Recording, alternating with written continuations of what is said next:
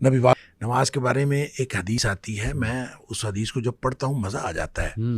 کہ نبی کریم صلی اللہ علیہ وسلم نے فرمایا کہ تحترقون تحترقون، تم لوگ جل رہے ہوتے ہو۔ اب دیکھیں نبی اکرم صلی اللہ علیہ وسلم کا کلام وہ ہے جن کو اللہ نے فرمایا، اللہ تعالیٰ نے نبی پاک صلی اللہ علیہ وسلم فرمایا اللہ نے مجھے اوتیت جوامع الکلم، مجھے کلام کی جامعیت عطا کی گئی، یعنی تھوڑے الفاظ سے زیادہ مفہوم نکلتا ہے۔ وہ اللہ کے نبی دہرا رہے ہیں تحترقون تحترقون، تم جل رہے ہو، تم جل رہے ہو،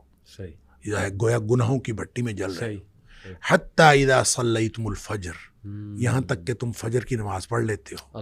غسلتھا، وہ اس کو دھو ڈالتی ہے، ثم تحترقون تحترقون، پھر تم نکلتے ہو تو پھر وہی دنیا ہے، وہی گناہ ہیں، وہی آنکھیں، وہی سماعتیں، کہاں کہاں تم پھر رہے ہو اور گناہ ہو رہے ہیں۔ شکر ہے آگے ظہر کی نماز کا وقت آ جاتا ہے، حتی اذا صلیتم الظہر غسلتھا، تم ظہر کی نماز پڑھتے ہو اس کو دھو ڈالتی ہے۔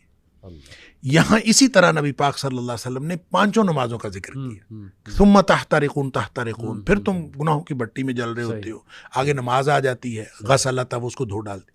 لیکن جب عشاء کی نماز کی بات کی نا تو آپ نے فرمایا کہ حتی اذا صلیتم العشاء غسلتھا، وہ اس کو دھو ڈالتی ہے۔ اس کے بعد آپ نے ثم تحترقون نہیں فرمایا، آپ نے فرمایا تو ثم تنامون، پھر تم سو جاتے ہو، پھر تم سو جاتے ہو، پھر تم سو جاتے ہو، فرمایا پھر کچھ نہیں لکھا جاتا، یعنی پھر گویا وہ جو تحترقون ہو رہا تھا، گناہ ہو رہے تھے، وہ گناہ ختم ہو گئے۔ سوئے ہوئے کے آدمی کا تو کچھ نہیں لکھا جاتا، ویسے بھی نبی پاک صلی اللہ علیہ وسلم فرمایا رفع الاقلام عن ثلاث، تین قسم کے لوگوں سے قلم اٹھا لیا جاتا ہے، تو سوئے ہوئے سے قلم اٹھا لیا جاتا، تمہارے اوپر کچھ نہیں لکھا جاتا حتی تستيقظوا، جب تک تم جاگ نہ جاؤ اس وقت تک کچھ نہیں لکھا جاتا۔ اچھا، اس کا مطلب یہ ہے کہ جو نہیں سویا عشاء کے بعد تو وہ تو تحترقون تحترقون ہو رہا ہے۔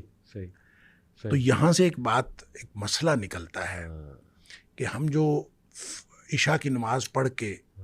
جاگتے رہتے ہیں اور 11-12 بجے تک جاگتے رہتے ہیں تو ہم گناہوں کو سمیٹتے رہتے ہیں اور غسلتھا کیے بغیر سو جاتے ہیں۔ یہ اتنا بڑا رسک لیتے ہیں ہم۔ اس لیے نبی پاک صلی اللہ علیہ وسلم نے حضرت ابو ہریرہ رضی اللہ تعالیٰ عنہ کو فرمایا تھا کہ ابو ہریرہ سونے سے پہلے وتر پڑھنا نہ بھولنا۔ یہ جو وتر ہے یہ اصل میں رات کی نماز ہے، یہ عشاء کی نماز نہیں ہے، بالکل ایسی، یہ رات کی نماز ہے۔ تو جس شخص نے تو عشاء کے بعد فوراً سونا ہے